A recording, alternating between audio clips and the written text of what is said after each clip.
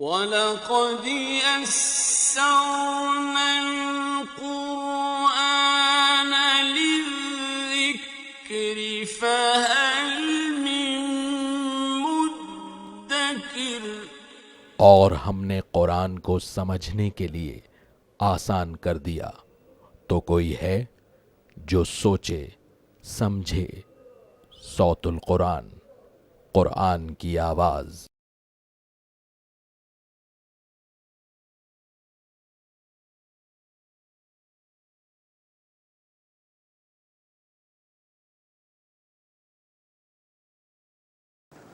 نحمده ونصلي على رسوله الكريم اما بعد فاعوذ بالله من الشيطان الرجيم بسم الله الرحمن الرحيم والذاريات ذروا فالحاملات وقرا فالجاريات يسرا فالمقسمات امرا انما توعدون لصادق صدق اللہ العظیم۔ سورۃ الذاریات کا ہم آغاز کر رہے ہیں۔ اس کا انداز بھی سورۃ المرسلات کی طرح ہے، اور اس کی ابتدا میں اللہ تعالیٰ نے کچھ قسمیں کھا کر قیامت کے واقع ہونے کو بیان فرمایا ہے۔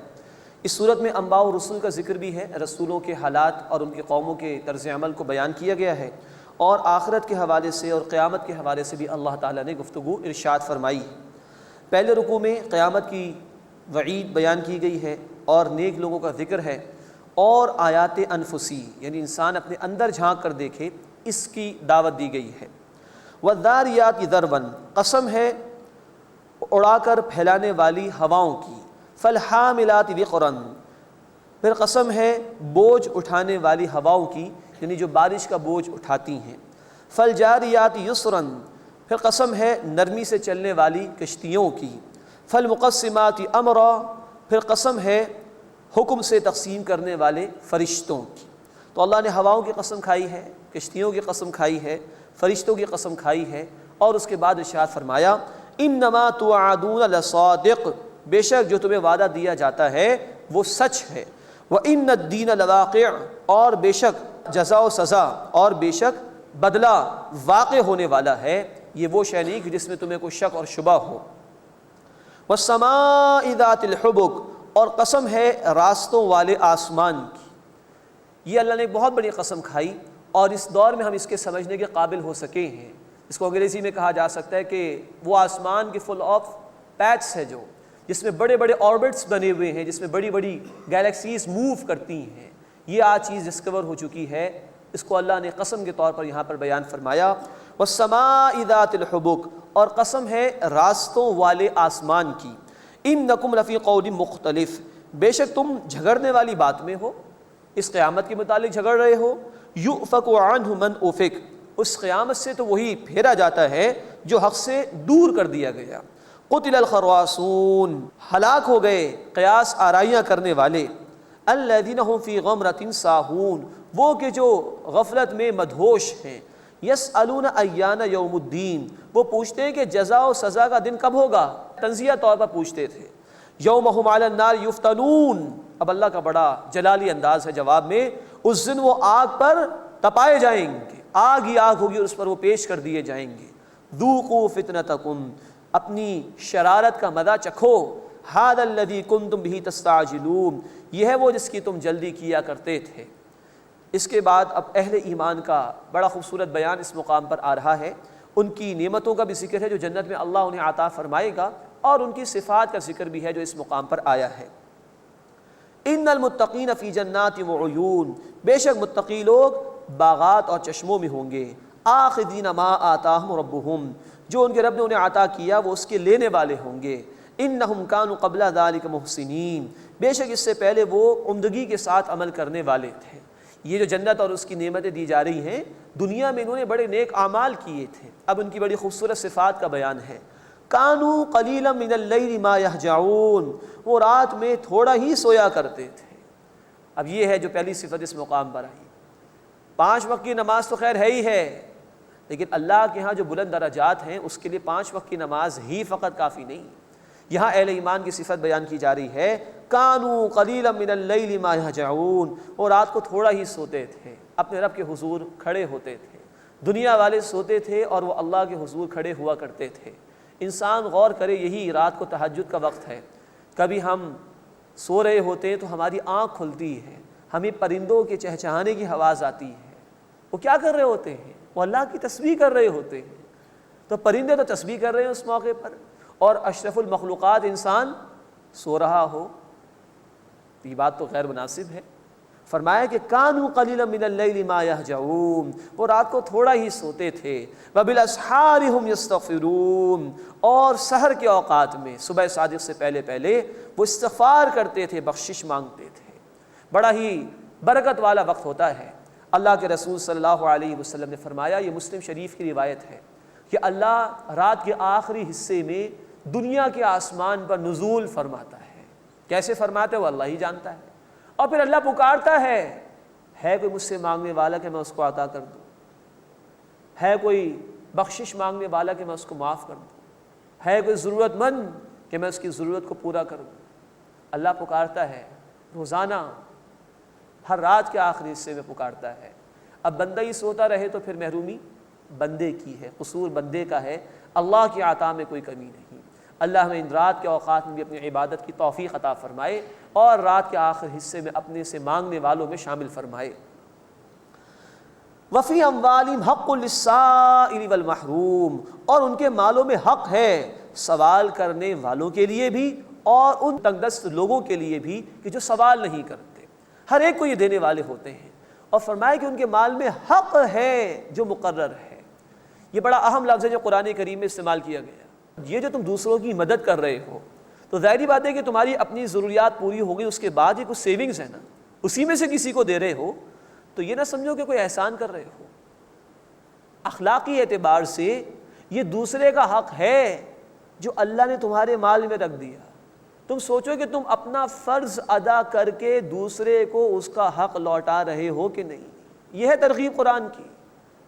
اس دینے پر بھی اترائے نا انسان، ہاں ثواب ملے گا اس میں کوئی شک نہیں، لیکن اصولی اعتبار سے بتا دیے جو کچھ تمہاری ضرورت سے زائد ہے، ان ایکسس آف یور نیڈس، جو کچھ بھی ہے وہ دوسرے کا اخلاقی اعتبار سے اللہ نے بطور امتحان کے تمہارے مال میں رکھ دیا کہ اس کو پہنچاتے ہو کہ نہیں پہنچاتے۔ وفی اموالہم حق للسائل والمحروم، اور ان کے مالوں میں حق ہے سوال کرنے والوں کے لیے بھی اور ان تنگ دست لوگوں کے لیے بھی کہ جو سوال نہیں کرتے۔ وفی الارض آیات للموقنین، اور زمین میں یقین کرنے والوں کے لیے نشانیاں ہیں۔ یہ زمین اللہ کی معرفت کی بہت بڑی دلیل ہے۔ کیسے اللہ نے اس پر خشکی اور پانی کا جو ریشو ہے اس کو مینٹین رکھا ہوا ہے، 70% پانی 30% خشکی تقریباً۔ کیسے اللہ تعالیٰ نے اس میں پہاڑوں کو جمایا ہے، کیسے کہیں صحرا ہیں، کہیں میدانی علاقے ہیں، کہیں پہاڑ ہیں، کہیں سمندر ہیں، کہیں دریا ہیں، کہیں فصلیں اگ رہی ہیں، کہیں پھل اگ رہے ہیں، کہیں تم صنعتیں لگا رہے ہو۔ کتنا بڑا اللہ کا نظام ہے، اسی میں غور و فکر کر لو۔ وَفِي الْأَرْضِ آیَاتٌ لِلْمُوقِنِينَ، اور زمین میں یقین کرنے والے لوگوں کے لیے نشانیاں ہیں۔ وَفِي أَنفُسِكُمْ، اور تمہارے اپنے اندر اللہ کی نشانیاں موجود ہیں۔ أَفَلَا تُبْصِرُونَ، بس کیا تم دیکھتے نہیں ہو؟ یہ ہے آیات انفسی۔ آیات یعنی نشانیاں، تمہارے اپنے اندر اللہ کی معرفت کی نشانیاں موجود ہیں۔ ذرا غور تو کرو، انسان دیکھے اپنے دماغ کی طرف۔ آج سائنس نے ہمیں بتایا 100 بلین نرو سیلز اس ایک چھوٹے سے دماغ کے اندر موجود، اور ہر سیل، ہر خلیہ الیکٹرک پلس کے ذریعے سے سگنلز کو ریسیو کرتا ہے۔ ایک چھوٹا سا دماغ، اللہ کی تخلیق کا اتنا بڑا شاہکار۔ یہ ہمارا دل کتنی پابندی کے ساتھ یہ خون کو پمپ کرتا ہے۔ جن کے دل صحیح نہیں ہے، جن کا ہارٹ فیل ہو چکا ہے، جو دل کی بیماری کے مرض میں مبتلا ہیں، ان سے انسان پوچھے کہ کتنی بڑی نعمت ہے۔ جن کی کڈنیز فیل ہو چکی ہیں، ان سے جا کے معلوم کیا جائے کہ گردوں کا فنکشن کتنی بڑی نعمت ہے اللہ کی۔ جن کا ڈائجسٹو سسٹم جو ہے وہ ڈسٹرب رہتا ہے، ان سے پوچھا جائے کہ اللہ کی کتنی بڑی نعمت ہے۔ انسان غور کرے اپنی آنکھ کی طرف، جن کے پاس نہیں ہے ان سے پوچھے کتنی بڑی نعمت ہے۔ انسان اپنی زبان کو دیکھے، جو وہ بول نہیں سکتے ان سے اشاروں میں ہی پوچھ لیا جائے کہ زبان کتنی بڑی نعمت ہے۔ انسان اپنے کان کی طرف نگاہ اٹھا کر دیکھے، جتنا بھی غور کرے گا دنگ اور حیران رہ جائے گا۔ فَبِأَيِّ آلَاءِ رَبِّكُمَا تُكَذِّبَانِ، 31 مرتبہ قرآن سورۃ الرحمن میں کہتا ہے اپنے رب کی کن کن نعمتوں کا تم انکار کرو گے، اس کی کن کن قدرتوں کو تم جھٹلاؤ گے۔ وَفِي أَنفُسِكُمْ، کائنات تو بہت بڑی ہے، بہت بہت بڑی ہے، ڈسکور بھی نہیں ہو سکی اس کی انتہائی کہاں تک ہے۔ اس کائنات میں ایک ایک انسان خود ایک کائنات ہے جس میں اللہ کی معرفت کی بے شمار نشانیاں موجود ہیں۔ کیا اب بھی تمہیں اللہ نہیں مل رہا؟ کیا اب بھی تم اللہ کو یاد نہیں کر رہے؟ اب بھی اس کی محبت تمہارے دل میں پیدا نہیں ہو رہی؟ اب بھی اس کا شکر ادا کرنے کو تیار نہیں، اب بھی اس کے سامنے جھکنے کے لیے آمادہ نہیں، اب بھی اس کی اطاعت کا تمہارے اندر شوق اور جذبہ پیدا نہیں ہو رہا۔ وفی انفسکم، تمہارے اپنے اندر اللہ کی معرفت کی نشانیاں موجود ہیں۔ افلا تبصرون، بس کیا تم دیکھتے نہیں ہو؟ یہ ہے قرآن کا استدلال، یہ ہے قرآن کا اسلوب جو ہر انسان کے لیے ایکولی ویلڈ ہے، صحرا میں رہنے والا ہو، شہر میں رہنے والا ہو، 1400 برس پہلے کا انسان ہو، آج کا ویل کوالیفائڈ انسان ہو، ہر آدمی کے لیے غور و فکر کا مادہ ان نشانیوں کے اندر موجود ہے۔ افلا تبصرون، بس کیا تم دیکھتے نہیں ہو؟ وفی السماء رزقکم وما توعدون، اور آسمانوں میں تمہارا رزق ہے اور وہ بھی کہ جو تم سے وعدہ کیا جاتا ہے۔ اسی آسمان سے بارش برستی ہے تو زمین پر زندگی ہے، فصلوں کی، پھلوں کی، سبزیوں کی، اور اوپر سے یہ آسمان پھٹے گا تو قیامت برپا ہوگی۔ اذا السماء انفطرت، سورہ الانفطار کی پہلی آیت، جب آسمان پھٹ جائے گا تو قیامت برپا ہو جائے گی۔ فورب السماء والارض انه لحق مثل ما انکم تنطقون، قسم ہے آسمان اور زمین کے رب کی، بے شک وہ یعنی قیامت حق ہے جیسے کہ اے لوگو تم بولتے ہو۔ جیسے تمہیں ایک دوسرے کے اوپر یقین ہے کہ ہر کوئی بول رہا ہے، ہم سنتے ہیں اس کی آواز کو، قیامت کا برپا ہونا بھی اتنی ہی یقینی شے ہے۔ اس کے بعد اس سورہ مبارکہ کا دوسرا رکوع آ رہا ہے، اس میں ابراہیم علیہ السلام کا واقعہ بیان کیا گیا ہے اور سابقہ ہلاک شدہ قوموں کا بھی ذکر آیا ہے۔ هل اتاک حدیث ضیف ابراہیم المکرمین، کیا اے نبی صلی اللہ علیہ وسلم آپ کے پاس ابراہیم علیہ السلام کے معزز مہمانوں کی خبر آئی؟ یعنی جب فرشتے انسانی شکل میں آئے تھے ابراہیم علیہ السلام کے پاس، اذ دخلوا علیہ فقالوا سلاما، جب وہ ان کے پاس آئے تو انہوں نے سلام کہا، قال سلام، ابراہیم علیہ السلام نے بھی سلام کہا۔ قوم منکرون، وہ لوگ کچھ اجنبی سے تھے۔ فراغ الی اہلہ فجاء بعجل سمین، پھر وہ اپنے اہل خانہ کی طرف متوجہ ہوئے اور ایک فربا تازہ بچڑا لے آئے۔ مراد ہے کہ بڑے مہمان نواز سے ابراہیم علیہ السلام، تو ان کی ضیافت کے لیے ایک بچڑے کا گوشت لے کر آ گئے۔ فقربہ الیہم قال الا تأکلون، پھر ان کے سامنے رکھا اور کہا تم کھاتے نہیں ہو؟ فاوجس منہم خیفہ، تو ابراہیم علیہ السلام نے ان سے کچھ ڈر محسوس کیا۔ قالوا لا تخف، ان فرشتوں نے کہا ڈریے مت۔ وبشروہ بغلام علیم، اور انہوں نے ابراہیم علیہ السلام کو ایک دانش مند بیٹے کی خوشخبری سنائی۔ فاقبلت امرأتہ فی صرۃ، پھر ان کی اہلیہ آگے آئیں حیرت سے کچھ کہتی ہوئی۔ فسکت وجہہا وقالت عجوز عقیم، اور انہوں نے اپنے چہرے پر ہاتھ مارا تعجب سے اور بولی میں بڑھیا اوپر سے بانجھ، کیا میرے ہاں کوئی بیٹا پیدا ہوگا؟ قالوا کذالک، فرشتوں نے کہا ایسے ہی ہے۔ قال ربکی، آپ کے رب نے فرمایا ہے، انہ هو الحکیم العلیم، بے شک وہ اللہ حکمت والا ہے، خوب علم رکھنے والا ہے۔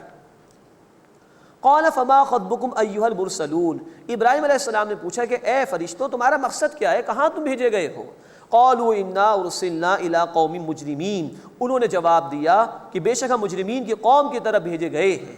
لنرسل علیہم حجارۃ من طین، تاکہ ہم ان پر پکی ہوئی مٹی کے پتھر برسائیں۔ مسومۃ عند ربک للمسرفین، آپ کے رب کے ہاں سے حد سے گزر جانے والوں کے لیے نشان زدہ کیے ہوئے۔ مراد یہ کہ پتھر بھی طے تھے کہ کون سا پتھر کس مجرم کو جا کر لگے گا، قوم لوط کے۔ فاخرجنا من کان فیہا من المؤمنین، بس ہم نے نکال لیا انہیں جو اس میں ایمان لانے والے تھے، ان کو اللہ نے محفوظ کیا۔ فما وجدنا فیہا غیر بیت من المسلمین، بس ہم نے وہاں مسلمانوں کے گھروں میں سے ایک گھر کے سوا کوئی بھی نہیں پایا۔ وہ لوط علیہ السلام کا گھر تھا، ان کی کچھ بیٹیاں تھیں اور چند اہل ایمان وہ بچائے گئے، باقی سارے کے سارے نافرمان تھے۔ وَتَرَكْنَا فِيهَا آیَةً لِلَّذِينَ يَخَافُونَ الْعَذَابَ الْأَلِيمَ، اور ہم نے چھوڑ دی دردناک عذاب سے ڈرنے والوں کے لیے اس شہر میں ایک نشانی۔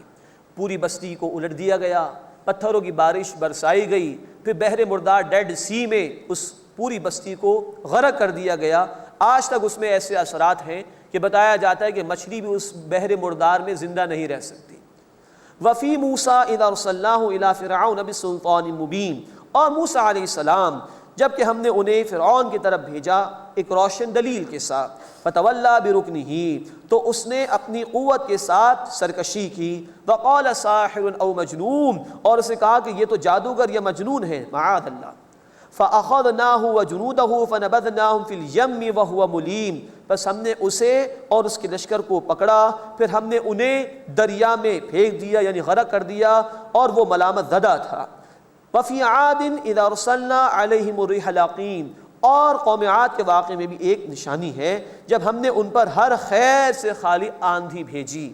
ما تذر من شیء اتت علیہ الا جعلته کرمیم، وہ کسی چیز کو نہیں چھوڑتی تھی کہ جس پر وہ آئی مگر یہ کہ اسے چورا چورا اس نے کر دیا۔ وفی ثمود اذ قیل لهم تمتعوا حتی حین، اور قوم ثمود اس میں بھی ایک نشانی ہے کہ جب انہیں کہا گیا کہ تم تھوڑی سی مدت اور فائدہ اٹھا لو، فعتوا عن امر ربہم، تو انہوں نے اپنے رب کے حکم سے سرکشی کی، فاخذتهم الصاعقہ، بس انہیں بجلی کی کڑک نے آ پکڑا، وہم ینظرون، اور وہ دیکھتے ہی رہ گئے۔ فما استطاعوا من قیام وما كانوا منتصرین، بس ان میں کھڑا ہونے کی سگت نہ رہی اور وہ ہم سے بدلہ لینے والے نہیں تھے۔ وقوم نوح من قبل، اور نوح علیہ السلام کی قوم اس سے قبل، انہم کانوا قوما فاسقین، بے شک وہ نافرمان لوگ تھے۔ یہ قرآن نے چند آیات میں پچھلی قوموں کو ایک سمرائزڈ انداز میں بیان کر دیا۔ ہم تفصیل سے ان قوموں کے واقعات پڑھ آئے ہیں، سورۃ الاعراف، سورہ ہود، سورۃ الشعراء اور دیگر سورتوں میں۔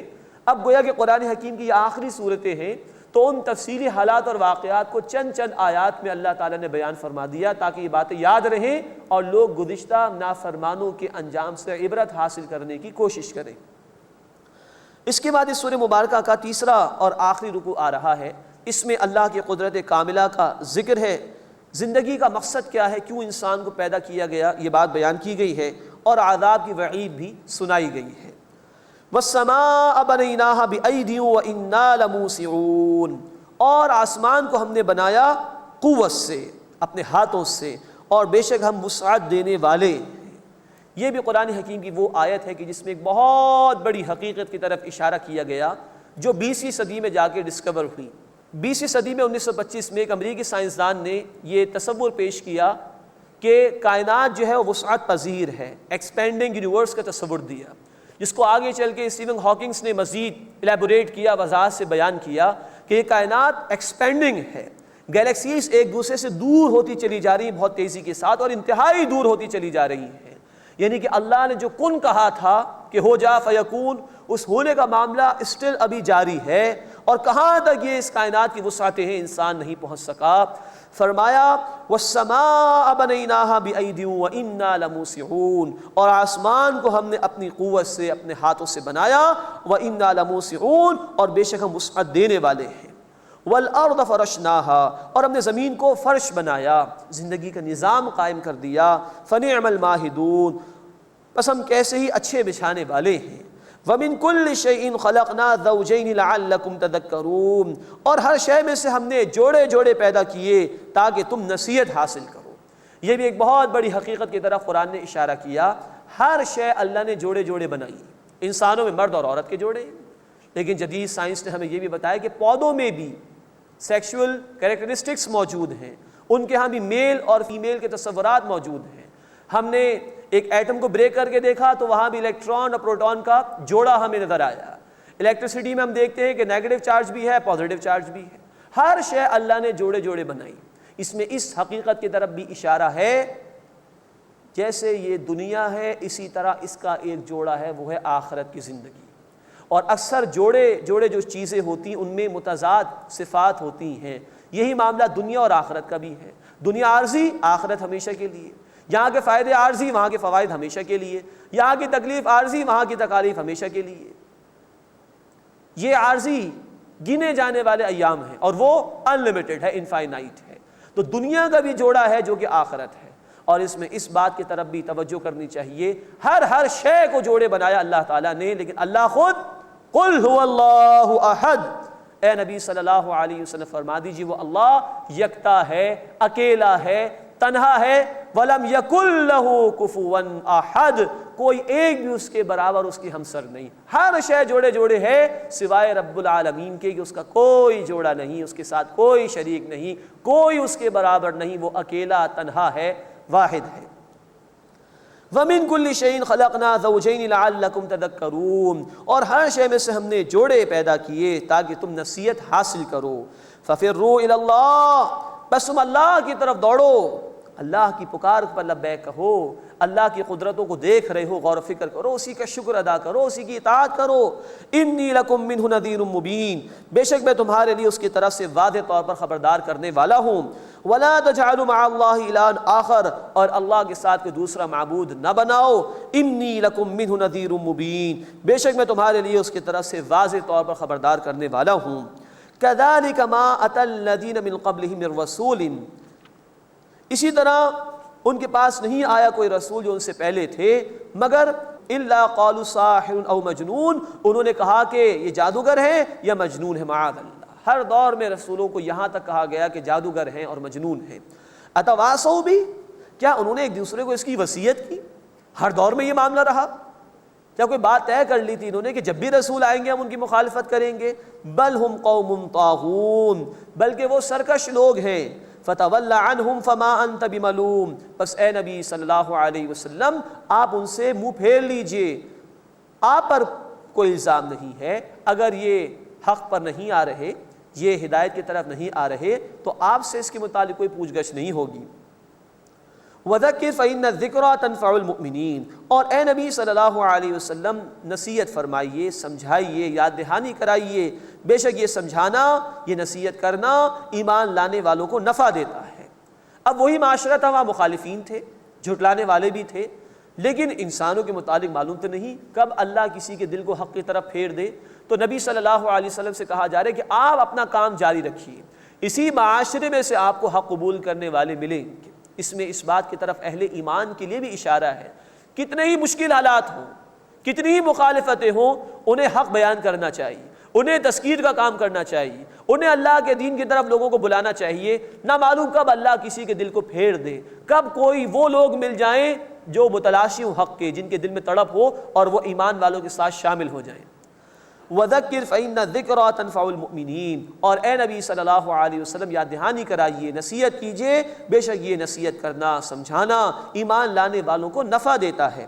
وَمَا خَلَقْتُ الْجِنَّ وَالْإِنسَ إِلَّا لِيَعْبُدُونَ، اور میں نے نہیں پیدا کیا تمام جنات اور انسانوں کو مگر صرف اس لیے کہ وہ میری عبادت کریں۔ یہ ہے قرآن کی وہ آیت جس میں یہ بات بیان کی گئی کہ انسانوں کو اللہ تعالیٰ نے با مقصد طور پر پیدا کیا۔ یہ تو جانور ہیں کہ جن کی زندگی کا کوئی نسب العین نہیں ہوتا، وہ زندگی برائے زندگی بسر کرتے ہیں۔ انسان نرا حیوان نہیں ہے، انسان کو اللہ تعالیٰ نے اشرف المخلوقات بنایا، انسان میں اللہ نے اپنی روح میں سے کچھ پھونکا، اسی انسان کے لیے کتابیں اللہ نے نازل فرمائی، اسی انسان کی ہدایت کے لیے اللہ نے رسولوں کو بھیجا، اور یہ مقصد واضح کیا کہ تمہاری زندگی کا مقصد ہے اللہ کی عبادت کرنا۔ زندگی آمد برائے بندگی، زندگی بے بندگی شرمندگی۔ لیکن اگر انسان اس مقصد زندگی کو پورا نہ کرے تو وہ گویا حیوان بلکہ اس سے بھی نچلی سطح پر آ جاتا ہے۔ قرآن نے کہا سورۃ الاعراف آیت نمبر 179، اولئک کالانعام بل ہم اضل، یہ تو جانور ہیں بلکہ ان سے بھی بدتر ہیں، کہ جو زندگی نہیں گزارتے بلکہ زندگی ان کو گزار رہی ہوتی ہے۔ انسان کہلانے کا مستحق وہی ہے اس کی زندگی کا کوئی مقصد ہو اور کوئی نسب العین ہو جس کے مطابق وہ زندگی کو بسر کرتا ہو۔ تو یہاں قرآن میں اللہ تعالیٰ فرما رہے ہیں کہ تمام انسانوں کو اور جنات کو اس لیے پیدا کیا گیا کہ وہ میری عبادت کریں۔ عبادت یہ بڑی جامع اصطلاح ہے ہمارے دین کی اور اللہ کی کتاب۔ یہ لفظ بنا ہے عبد سے، عبد کے معنی غلام، اور اگر نبی صلی اللہ علیہ وسلم کے زمانے کا تصور ہمارے ذہنوں میں ہو تو غلام سے مراد جو 24 گھنٹے اپنے مالک کے رحم و کرم پر ہو، جس کی اپنی کوئی آزاد مرضی نہ ہو، فری ول نہ ہو، بلکہ جیسا مالک کہے ویسے ہی اس کا عمل کرنا چاہیے۔ یہ ہے غلام، عبد۔ اور اللہ نے ہمیں کہا کہ میں نے تمہیں اپنی عبادت کے لیے پیدا کیا۔ یہ عبادت وہ ہے کہ 24 گھنٹے اللہ کی غلامی اختیار کی جائے، اس کی بات کو مانا جائے۔ لیکن ہاں، غلام مجبوراً غلام ہوتا ہے، ہمیں جو اللہ کی اطاعت کرنی ہے، اس کے احکامات پر عمل کرنا ہے، وہ مجبوراً نہیں ہے، وہ محبت کے جذبے کے ساتھ ہے، اس لیے کہ اللہ ہمارا خالق، مالک اور رازق ہے۔ الحمدللہ رب العالمین، تمام شکر تمام تعریف اللہ کے لیے ہے۔ آج ہم کچھ بھی ہیں تو اللہ کی توفیق سے، کچھ بھی ہمارے پاس ہے وہ اللہ کا عطا کردہ، ہم بھی اللہ کے ہیں، انا للہ و انا الیہ راجعون، ہمیں لوٹ کر اللہ ہی کی طرف جانا ہے۔ تو اس کے احسانات کو مانتے ہوئے محبت کے جذبے کے ساتھ عمل کرنا، یہ ہے عبادت اللہ تعالیٰ کی. لیکن یہ عبادت اللہ تعالیٰ کو 24 گھنٹے مطلوب ہے. پارشل عبادت اللہ کے ہاں قابل قبول نہیں. کچھ باتوں کو ماننا، دین کی کچھ باتوں کو نہ ماننا، یہ قابل قبول نہیں. قرآن نے کہا سورۃ البقرہ آیت 85، تم کچھ باتوں کو مانتے ہو، دین کی کچھ باتوں کو نہیں مانتے. فرمایا کہ یہ قابل قبول نہیں. فما جزاء من يفعل ذلك منكم الا خزي في الحیاۃ الدنیا ویوم القیامۃ یردون الی اشد العذاب. جو اللہ کی بعض باتوں کو مانے، بعض کو نہ مانے، تو دنیا میں ذلت اور رسوائی اور آخرت میں شدید عذاب ہے. یہ عبادت ہے ایز اے ہول، پوری زندگی. بعض لوگوں نے نماز، زکوٰۃ اور روزہ حج کو عبادت سمجھ لیا. یہ عبادت نہیں بلکہ یہ عبادات ہیں، موڈز آف ورشپ ہیں، پلرز آف اسلام ہے بخاری شریف کی حدیث کے مطابق. یہ بڑی بڑی عبادات، نماز، زکوٰۃ، روزہ، حج، یہ بندے کو پوری زندگی میں اللہ کی عبادت کے لیے تیار کرتے ہیں. لیکن یہ کل عبادت نہیں، ان کے علاوہ عبادت پوری زندگی میں درکار ہے. تو انفرادی سطح پر جو بھی اللہ کے احکامات ہیں، پورا قرآن ہم پڑھ رہے ہیں الحمدللہ، یہ کرو یہ نہ کرو اس کو ماننا لازم ہے.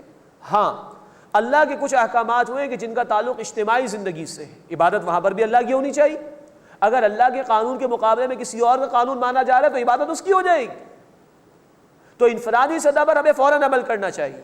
قرآن کہتا ہے کہ جھوٹ بولنے والوں پر اللہ کی لعنت ہے، تو ہم جھوٹ نہ بولیں. کس نے ہمیں بولنے پر مجبور کیا؟ قرآن کہتا ہے کہ وعدے کے متعلق سوال ہوگا تو ہمیں اپنا وعدہ پورا کرنا چاہیے. کسی نے مجبور تو نہیں کیا وعدے خلافی کے اوپر.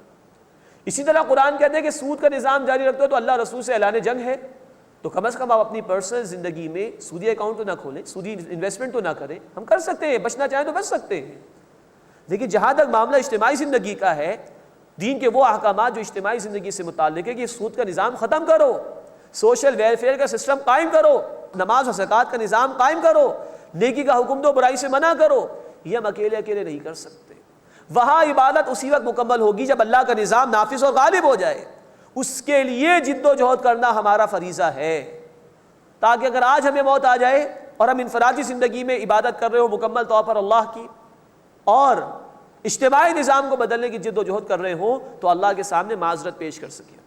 اللہ جہاں ممکن تھا میں نے تیری اطاعت کی پوری زندگی میں، جہاں ممکن نہیں تھا نظام باطل کا تھا، اللہ میں نے بدلنے کی کوشش کی، تو شاید ہمارا یہ عذر قابل قبول ہو اللہ کے ہاں. ورنہ عبادت تو نامکمل. ہم نماز ادا کر سکتے ہیں، زکوٰۃ دے سکتے ہیں، روزہ رکھ سکتے ہیں، حج کر سکتے ہیں، والدین کے حقوق ادا کر سکتے ہیں، رشتہ داروں کے حقوق ادا کر سکتے ہیں، یہ انفرادی زندگی ہے. لیکن اجتماعی معاملات ہمارے ہاتھ میں نہیں. تو نظام باطل کا اگر ہو، اس کو بدلنے کی جد و جہد کرنا ہمارے ذمے ہے، تبھی ہماری عبادت مکمل ہوگی.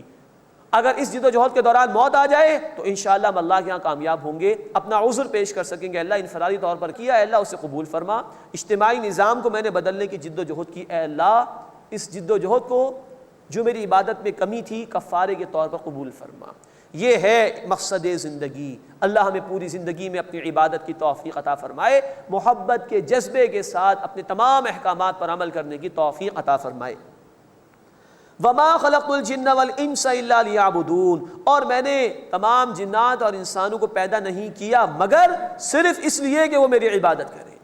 ما اريد منهم من رزق وما اريد ان يطعمون، میں ان سے کوئی رزق نہیں مانگتا اور نہ یہ چاہتا ہوں کہ وہ مجھے کھلائیں. یہ تو دنیا کے مالکوں کا معاملہ ہے کہ وہ اپنے غلاموں سے کمائی کراتے ہیں پھر کھاتے پیتے ہیں. اللہ کو ایسی کوئی حاجت نہیں. رزق کی ذمہ داری اللہ نے لی ہے. سورہ ہود آیت نمبر 6، وما من دابۃ فی الارض الا علی اللہ رزقها، زمین پر کوئی جاندار نہیں ہے کہ جس کی رزق کی ذمہ داری اللہ پر نہ ہو. تو رزق کا معاملہ اللہ کے حوالے ہے. آج انسانیت پریشان ہی رزق کے حوالے سے ہو گئی اور اللہ کو ہم نے بھلا دیا، ترتیب الٹ گئی. عبادت ہمیں کرنی ہے، وہ ہم چھوڑ چکے ہیں. عظیم اکثریت کا معاملہ یہ ہے. اور رزق کی ذمہ داری اللہ کی ہے، وہ لوگوں نے اپنے ہاتھ میں لے لیا. یہ معاملہ الٹ گیا ہے، ترتیب بدل گئی ہے. اگر ہم اپنے فرائض ادا کریں تو اللہ نے وعدہ دے رکھا ہے کہ وہ رزق ضرور ہمیں عطا فرمائے گا. ما اريد منهم من رزق وما اريد ان يطعمون، میں ان سے کوئی رزق نہیں مانگتا اور میں نہیں چاہتا کہ وہ مجھے کھلائیں. ان اللہ هو الرزاق ذو القوة المتین، بے شک اللہ ہی رزاق ہے، قوت والا ہے، نہایت قدرت والا ہے. وہی تمہیں کھلائے گا پلائے گا. تو تم رزق کے حوالے سے پریشان نہ ہو. یہ پریشان نہ ہو کہ دین کے فلاں احکامات پر عمل کریں گے تو ہماری معیشت کا کیا ہوگا، ہماری آمدنی کا کیا ہوگا. نہیں، رزق کی ذمہ داری اللہ کی ہے. فَإِنَّ لِلَّذِينَ ظَلَمُوا ذَنُوبًا مِثْلَ ذَنُوبِ أَصْحَابِهِمْ فَلَا يَسْتَعْجِلُونَ، بس جن لوگوں نے ظلم کیا بے شک ان کے لیے ویسا عذاب ہے جیسے کہ انہی جیسے لوگوں کو مل چکا ہے۔ فلا یستعجلون، بس وہ جلدی نہ کریں، عذاب آیا ہی چاہتا ہے۔ فویل للذین کفروا من یومہم الذی یوعدون، تو ان لوگوں کے لیے تباہی ہے جنہوں نے اس دن کا انکار کیا جس کا ان سے وعدہ کیا جاتا ہے، یعنی قیامت کا دن۔ بسم اللہ الرحمن الرحیم، والطور وکتاب مسطور فی رق منشور والبیت المعمور۔ اب سورہ الطور کا آغاز ہو رہا ہے۔ اس سورہ مبارکہ میں قیامت کا ذکر ہے اور لوگوں کے انجام کو بھی بیان کیا گیا ہے، اور نبی اکرم صلی اللہ علیہ وسلم پر مشرکین مکہ جو تنقید کرتے تھے اس کا بڑے جلال انداز میں اللہ تعالیٰ نے جواب دیا ہے۔ پہلے رکوع میں قیامت کے واقع ہونے کا ذکر ہے اور وہاں کے نتائج کو بیان کیا گیا ہے۔ وَطُور، قسم ہے طور پہاڑ کی، وَكِتَابٍ مَسْطُور، اور کھلے اوراق کی۔ اب یہ کوہ طور کی نسبت ہے موسیٰ علیہ السلام سے، تو آیت نمبر 2 میں کتاب سے مراد تورات ہے کہ جو لکھی ہوئی تختیوں کی صورت میں حضرت موسیٰ علیہ السلام کو عطا کی گئی۔ وَطُور، قسم ہے طور پہاڑ کی، وَكِتَابٍ مَسْطُورٍ فِي رَقٍّ مَنشُور، اور کھلے اوراق میں لکھی ہوئی کتاب یعنی تورات کی جو تختیوں کی صورت میں لکھی ہوئی دی گئی تھی موسیٰ علیہ السلام کو۔ وَالْبَيْتِ الْمَعْمُورِ، اور بیت معمور کی۔ بخاری شریف کی حدیث میں اس کی تفصیل ہے کہ 7ویں آسمان پر اللہ کا ایک گھر ہے جس کا نام بیت معمور ہے۔ روزانہ فرشتے 70,000 کی تعداد میں اس کا طواف کرتے ہیں، اور جو فرشتہ ایک مرتبہ طواف کر لے اس کی باری ہی نہیں آتی، اتنی کثرت ہے فرشتوں کی تعداد کی۔ اور ایک رائے یہ بھی ہے کہ ہماری زمین پر جو خانہ کعبہ ہے اس کی بالکل سیدھ میں ہی 7ویں آسمان پر یہ بیت معمور واقع ہے۔ یہ قسمیں کھا رہے اللہ تعالیٰ۔ والسقف المرفوع، اور بلند چھت کی یعنی آسمان کی۔ والبحر المسجور، اور جوش مارتے ہوئے سمندر کی۔ ان قسموں کے بعد اللہ تعالیٰ نے قیامت کے واقع ہونے کو بیان فرمایا۔ ان عذاب ربک لواقع، بے شک اے نبی صلی اللہ علیہ وسلم آپ کے رب کا عذاب ضرور واقع ہونے والا ہے۔ ما لہ من دافع، اسے کوئی ٹالنے والا نہیں۔ یوم تمور السماء مورا، جس دن تھر تھرائے گا آسمان جیسا کہ تھر تھرانے کا کانپنے کا حق ہے۔ وتسیر الجبال سیرا، اور پہاڑ چلنے کی طرح چلیں گے یعنی اڑتے پھریں گے۔ فویل یومئذ للمکذبین، بس اس دن بربادی ہے جھٹلانے والوں کے لیے۔ الذین هم فی خوض یلعبون، وہ جو حجت بازیوں میں کھیلتے رہتے تھے، فضول بحثوں میں پڑے ہوئے تھے، آخرت کی کوئی فکر ان کو نہیں تھی۔ یوم یدعون الی نار جہنم دعا، جس دن وہ جہنم کی آگ کی طرف دھکے دے کر دھکیلے جائیں گے۔ ہذہ النار التی کنتم بہا تکذبون، یہ ہے وہ آگ جس کو تم جھٹلاتے تھے۔ افسحر ھذا ام انتم لا تبصرون، تو کیا یہ جادو ہے یا تم کو دکھائی نہیں دیتا؟ اس کا ہی انکار کرتے تھے نا، مشاہدہ کر لو۔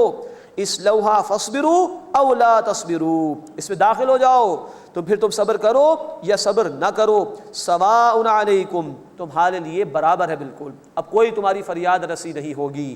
انما تجزون ما کنتم تعملون، بے شک تمہیں بدلے میں وہی کچھ دیا جائے گا جو کچھ تم کیا کرتے تھے۔ اللہم اجرنا من النار، اے اللہ ہمیں آگ کے عذاب سے محفوظ فرما۔ اس کے بعد اللہ کے نیک بندوں کا ذکر ہے۔ ان المتقین فی جنات و نعیم، بے شک تقوی اختیار کرنے والے یعنی اللہ کی نافرمانی سے بچنے والے باغات اور نعمت میں ہوں گے۔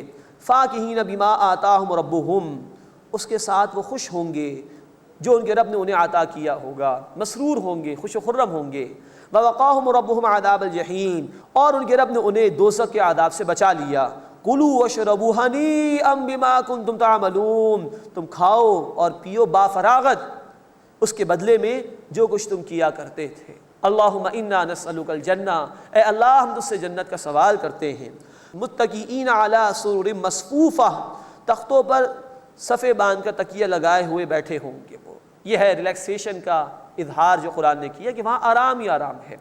وَزَوَّجْنَاهُمْ بِحُورٍ عِین، اور ہم نے ان کی زوجیت میں دے دیا بڑی آنکھوں والی حوروں کو۔ یہ جنت کی عورتوں کی خوبصورتی کو قرآن نے بیان کیا۔ وَالَّذِينَ آمَنُوا، اور وہ لوگ جو ایمان لائے، وَاتَّبَعَتْهُمْ ذُرِّيَّتُهُمْ بِإِيمَانٍ، اور ان کی اولاد نے ایمان کے ساتھ ان کی پیروی کی۔ أَلْحَقْنَا بِهِمْ ذُرِّيَّتَهُمْ، ہم ان کی اولادوں کو ان کے ساتھ جمع کر دیں گے، ملا دیں گے۔ وَمَا أَلَتْنَاهُمْ مِنْ عَمَلِهِمْ مِنْ شَيْءٍ، اور ہم ان کے عمل میں سے کچھ کمی نہیں کریں گے۔ کل امرئ بما کسب رہین، ہر آدمی اپنے اعمال کے بدلے گروی ہے۔ اب یہ آیت مبارکہ اس اعتبار سے عظیم ہے اور خوشخبری سنا رہی ہے کہ دنیا میں وہ لوگ کہ جو اپنے گھروں میں ایمان کی محنت کرتے تھے، اللہ کے احکامات پر عمل کرتے تھے، تو اس عارضی دنیا میں جہاں اللہ نے انہیں جمع فرمایا، اللہ تعالیٰ انہیں جنت میں بھی جمع فرما دے گا۔ لیکن شرط کیا ہے کہ ماں باپ بھی نیک ہوں تو اولاد ایمان کے ساتھ ان کی پیروی کرے۔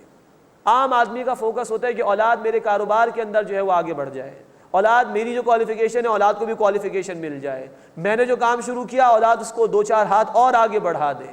یہ دنیا داروں کی خواہش ہو سکتی ہے، ایک دیندار آدمی کی، آخرت کے طالب آدمی کی خواہش تو یہ ہوتی ہے کہ اس کی اولاد نیکی میں اس کی پیروی کرے، اس کی اولاد ایمان میں اس کی پیروی کرے۔ تو یہاں اللہ نے ایک جنتی فیملی کا ذکر فرمایا ہے کہ جو لوگ بھی ایمان لائے اور ان کے ایمان کے ساتھ ان کی اولاد نے ان کی پیروی کی، اللہ انہیں جمع فرما دے گا اور ان کے اعمال میں کمی نہیں کرے گا۔ یعنی کہ اگر مثال کے طور پر باپ زیادہ نیک ہے اور اولاد کچھ کم نیک ہے تو اللہ ایسا نہیں کریں گے کہ باپ کو اوپر سے نیچے لے آئیں اولاد کے برابر کرتے، نہیں، فرمایا ہم ان کے اعمال میں سے کچھ کمی نہیں کریں گے، اللہ نیچے والے کو اوپر لے جا کے اس فیملی کو وہاں پر جمع فرما دے گا۔ اللہ ہمیں اپنے گھروں میں ایمان کی محنت کرنے کی توفیق عطا فرمائے۔ یہ محض خونی رشتے، جسٹ بلڈ ریلیشنز، یہ کام نہیں آئیں گے۔ ایمان ہے تو کام آئیں گے یہ رشتے، ورنہ تو قرآن نے کہا سورہ عبس آیت 34 سے لے کے آیت 37 تک، انسان دور بھاگے گا قیامت کے دن اپنے بھائی سے، اپنی ماں اور اپنے باپ سے، اور اپنی بیوی اور اپنی اولاد سے، دور بھاگے گا۔ ہر ایک کو ایک فکر لاحق ہوگی جو اس کو دوسری فکروں سے آزاد کر دے گی۔ یہ ایک انتہا ہے ان لوگوں کی کہ جنہوں نے ایمان کی محنت اپنے گھروں میں نہ کی ہو، دنیا میں لگے رہے، دنیا کی سہولیات گھر والوں کو لا کے دی، دنیا کی عیاشیاں خوب ان کو کرائیں، سب سہولیات ان کو دی، سب کچھ خیال رکھا، لیکن آخرت کا خیال نہیں رکھا۔ جائز ضروریات حاصل کرنا بالکل ٹھیک ہے، کوئی حرج کی بات نہیں، لیکن دنیا مقصود نہ بن جائے، دنیا ضرورت ہے، مقصد آخرت ہے۔ تو کیا اس کی تیاری ہم اپنے گھروں میں کر رہے ہیں کہ نہیں کر رہے؟ اللہ ہمیں اپنے گھروں میں ایمان کی محنت کرنے کی اور اپنے گھر والوں کو دین کی طرف لانے کی توفیق عطا فرمائے۔ والذین آمنوا واتبعتهم ذریتهم بایمان، اور وہ لوگ جو ایمان لائے اور ان کی اولاد نے ایمان کے ساتھ ان کی پیروی کی، الحقنا بہم ذریتهم، ہم ان کی اولاد کو ان کے ساتھ ملا دیں گے، وما التناهم من عملهم من شیء، اور ہم ان کے اعمال میں سے کچھ کمی نہیں کریں گے۔ کل امرئ بما کسب رہین، ہر آدمی اپنے اعمال کے بدلے گروی ہے، رہن رکھا ہوا ہے۔ ایمان کی محنت ہو جائے گی تو ہم وہاں کامیاب ہو جائیں گے، جہاں بخشی ہو جائے گی، رحمتیں اور نعمتیں مل جائیں گی جنت کی۔ اور ایمان کی محنت نہیں تو انسان وہاں پکڑا جائے گا اور اللہ کے عذاب میں مبتلا کیا جائے گا۔ وَأَمْدَدْنَاهُمْ بِفَاكِهَةٍ وَلَحْمٍ مِّمَّا يَشْتَهُونَ، اور ہم پھلوں کے ساتھ ان کی مدد کریں گے اور گوشت سے جو ان کا جی چاہے گا، جس طرح کا چاہیں گے، جس پرندے کا گوشت چاہیں گے، جو چاہیں گے اللہ عطا فرمائے گا۔ لیکن دنیا میں آج اللہ کی چاہت پر عمل کر لو تو کل تمہاری چاہت کے مطابق ہر شے ملے گی۔ يَتَنَازَعُونَ فِيهَا كَأْسًا لَا لَغْوٌ فِيهَا وَلَا تَأْثِيمٌ، اور وہ اس میں لپک لپک کر جام لیں گے، یعنی شراب کے، جس میں نہ کوئی بیہودہ بات ہوگی اور نہ ہی کوئی گناہ کی بات ہوگی۔ پاکیزہ شفاف شراب اللہ عطا فرمائے گا جس کے پینے کے بعد سر میں کوئی درد نہیں ہوگا، نہ انسان آپے سے باہر ہوگا کہ کوئی لغو اور بیکار بات اس کی زبان پر آئے۔ وَيَطُوفُ عَلَيْهِمْ غِلْمَانٌ لَهُمْ كَأَنَّهُمْ لُؤْلُؤٌ مَّكْنُونٌ، اور ان کے ارد گرد خدمتگار لڑکے پھرتے ہوں گے گویا وہ چھپا کر رکھے گئے موتی ہوں، اتنے خوبصورت خدمتگار لڑکے وہاں ہوں گے۔ وَأَقْبَلَ بَعْضُهُمْ عَلَى بَعْضٍ يَتَسَاءَلُونَ، اور ان میں سے بعض کی طرف متوجہ ہوں گے، آپس میں سوال کرتے ہوں گے۔ قَالُوا إِنَّا كُنَّا قَبْلُ فِي أَهْلِنَا مُشْفِقِينَ، وہ کہیں گے بے شک اس سے پہلے ہم اپنے اہل خانہ میں رہتے ہوئے ڈرتے تھے، گھر میں تھے تو مگن نہیں تھے دنیا میں، آخرت کا خوف انہیں تھا، اللہ کی جواب دہی کا احساس ان کے دلوں میں تھا۔ فَمَنَّ اللَّهُ عَلَيْنَا، بس اللہ تعالیٰ نے ہم پر احسان فرمایا۔ وَوَقَانَا عَذَابَ السَّمُومِ، اور ہمیں گرم ہوا کے عذاب سے یعنی لو کے عذاب سے بچا لیا۔ اللہم اجرنا من النار، اے اللہ ہمیں آگ کے عذاب سے محفوظ فرما۔ انا کننا من قبل ندعو، بے شک اس سے پہلے ہم اس اللہ کو پکارتے تھے، وہی ہمارا مقصود اور مطلوب تھا۔ انہ هو البر الرحیم، بے شک وہ اللہ احسان فرمانے والا، مسلسل رحم فرمانے والا ہے۔ اس کے بعد اس سورہ مبارکہ کا دوسرا اور آخری رکوع آ رہا ہے۔ مشرکین کو اللہ کی طرف سے جوابات دیے گئے جو وہ اعتراضات کرتے تھے، اور بڑا جلالی انداز ہے جو ان آیات میں اللہ تعالیٰ نے اختیار فرمایا ہے۔ اور ان کو عذاب کی وعیدیں بھی سنائی گئی ہیں۔ فذکر فما انت بنعمت ربک بکاہن ولا مجنون، بس اے نبی صلی اللہ علیہ وسلم آپ نصیحت کرتے رہیے، بس آپ اپنے رب کے فضل سے نہ کاہن ہیں نہ مجنون ہیں، جیسے کہ وہ لوگ اعتراض کرتے تھے۔ ام یقولون شاعر نتربص بہ ریب المنون، کیا وہ کہتے ہیں کہ شاعر ہیں، کیا ہم ان کے ساتھ گردش زمانہ کے منتظر ہیں؟ قل تربصوا، اے نبی صلی اللہ علیہ وسلم فرما دیجئے تم انتظار کرو، فإنی معکم من المتربصین، بے شک میں بھی تمہارے ساتھ انتظار کرنے والوں میں سے ہوں۔ ام تأمرہم احلامہم بہذا ام ہم قوم طاغون، کیا انہیں ان کی عقلیں یہی کچھ سکھاتی ہیں یا وہ سرکش لوگ ہیں؟ ام یقولون تقولا، کیا وہ کہتے ہیں کہ انہوں نے نبی صلی اللہ علیہ وسلم نے اس قرآن کو گھڑ لیا ہے؟ بل لا یؤمنون، نہیں بلکہ وہ ایمان نہیں لاتے۔ فَلْيَأْتُوا بِحَدِيثٍ مِثْلِهِ إِن كَانُوا صَادِقِينَ، تو چاہیے کہ وہ اس جیسا کوئی کلام لے آئیں اگر وہ سچے ہیں، قرآن ہی پیش کر دو اگر اعتراض ہے تو۔ قرآن نے یہ چیلنج بہت آسان کیا، یہاں کہا گیا کہ قرآن جیسی شے لے آؤ، سورہ بنی اسرائیل آیت 88 میں بھی کہا گیا قرآن جیسی کوئی شے لے آؤ، پھر اللہ نے اس کو تدریجاً آسان کیا۔ پھر سورہ ہود آیت نمبر 13 میں کہا گیا چلو 10 سورتیں لے آؤ، پھر سورہ یونس آیت 38 میں کہا گیا چلو ایک سورت لے کر آ جاؤ، اور بالآخر سورۃ البقرہ میں جو کہ مدنی سورت ہے آیت نمبر 23 میں کہا گیا قرآن کی کسی سورت سے ملتی جلتی کوئی شے لا کے پیش کرو، نہیں لا سکے۔ ام خلقوا من غیر شیء ام هم الخالقون، کیا یہ بغیر کسی شے کے پیدا ہو گئے یا وہ خود پیدا کرنے والے ہیں؟ اب یہ ہے اللہ کا جلالی انداز جو ان کو جوابات دیے جا رہے ہیں۔ ام خلقوا السماوات والارض، کیا انہوں نے آسمانوں کو اور زمین کو پیدا کیا؟ بل لا یوقنون، بلکہ وہ یقین نہیں رکھتے۔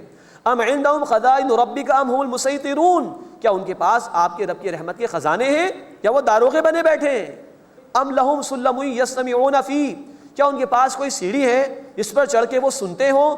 فلیأت مستمعهم بسلطان مبین، تو چاہیے کہ ان کا کوئی سننے والا کوئی کھلی دلیل لے کر آئے۔ ام لہ البنات ولکم البنون، کیا اللہ کے لیے بیٹیاں ہیں اور تمہارے لیے بیٹے ہیں؟ ام تسألہم اجرا فہم من مغرم مثقلون، کیا اے نبی صلی اللہ علیہ وسلم آپ ان سے کوئی اجر مانگتے ہیں کہ جس کے تاوان کے بوجھ تلے دبے جاتے ہیں؟ ام عندہم الغیب فہم یکتبون، کیا ان کے پاس کوئی غیب کا علم ہے کہ وہ لکھ لیتے ہیں؟ ام یریدون کیدا، کیا وہ ارادہ رکھتے ہیں کسی سازش کا؟ فالذین کفروا هم المکیدون، تو جن لوگوں نے کفر کیا وہ اپنی سازشوں میں گرفتار ہو جائیں گے، سازشیں الٹی پڑ جائیں گی۔ ام لہم الہ غیر اللہ، کیا ان کے لیے اللہ کے سوا کوئی معبود ہے؟ سبحان اللہ عما یشرکون، اللہ اس سے پاک ہے جو وہ شرک کرتے ہیں۔ وَإِن يَرَوْا كِسْفًا مِنَ السَّمَاءِ سَاقِطًا يَقُولُ سَحَابٌ مَرْكُومٌ، اور اگر وہ آسمان سے کوئی ٹکڑا گرتا ہوا دیکھیں تو کہیں گے کہ یہ تو تہ بتہ ایک گاڑا سا بادل ہے۔ یعنی اگر ان کو معجزات دکھا بھی دیے جائیں تب بھی یہ مان کر نہیں دیں گے، ہٹ دھرمی پر آ چکے ہیں۔ فَذَرْهُمْ حَتَّى يُلَاقُوا يَوْمَهُمُ الَّذِي فِيهِ يُسْعَقُونَ، بس اے نبی صلی اللہ علیہ وسلم انہیں چھوڑ دیجئے یہاں تک کہ ملیں اپنے اس دن سے یہ لوگ جس میں وہ بے ہوش کر دیے جائیں گے۔ یوم لا یغنی عنہم کیدہم شیئا ولا ہم ینصرون، جس دن ان کی چال انہیں کچھ کام نہ آئے گی اور نہ ان کی مدد کی جائے گی۔ وَإِنَّ لِلَّذِينَ ظَلَمُوا عَذَابًا دُونَ ذَلِكَ، اور بے شک جن لوگوں نے ظلم کیا ان کے لیے اس کے علاوہ بھی عذاب ہے۔ وَلَٰكِنَّ أَكْثَرَهُمْ لَا يَعْلَمُونَ، لیکن ان میں سے اکثر جانتے نہیں ہیں۔ وَاصْبِرْ لِحُكْمِ رَبِّكَ، بس اے نبی صلی اللہ علیہ وسلم آپ اپنے رب کے حکم کا انتظار کیجئے۔ فَإِنَّكَ بِأَعْيُنِنَا، بے شک آپ ہماری نگرانی میں ہیں، ہم دیکھ رہے ہیں جو کچھ یہ لوگ آپ کے ساتھ کر رہے ہیں۔ یہ التفات ہے اللہ تعالیٰ کا اپنے حبیب صلی اللہ علیہ وسلم کے لیے۔ وَسَبِّحْ بِحَمْدِ رَبِّكَ حِينَ تَقُومُ، اور آپ اپنے رب کی حمد کے ساتھ تسبیح کیجئے جس وقت آپ اٹھیں۔ وَمِنَ اللَّيْلِ فَسَبِّحْهُ، اور رات میں بھی اس اللہ کی تسبیح بیان کیجئے۔ وَإِدْبَارَ النُّجُومِ، اور ستاروں کے غائب ہونے کے وقت بھی، یعنی فجر کے وقت بھی تمام اوقات میں تسبیح کیجئے، اور اس تسبیح سے اللہ سے تعلق قائم کیجئے، اس کے ذریعے اللہ کی مدد آپ کو حاصل ہوگی۔ اللہ تعالی ہمیں اپنی آیات پر عمل کی توفیق عطا فرمائے، آمین یا رب العالمین۔ وآخر دعوانا الحمد للہ رب العالمین۔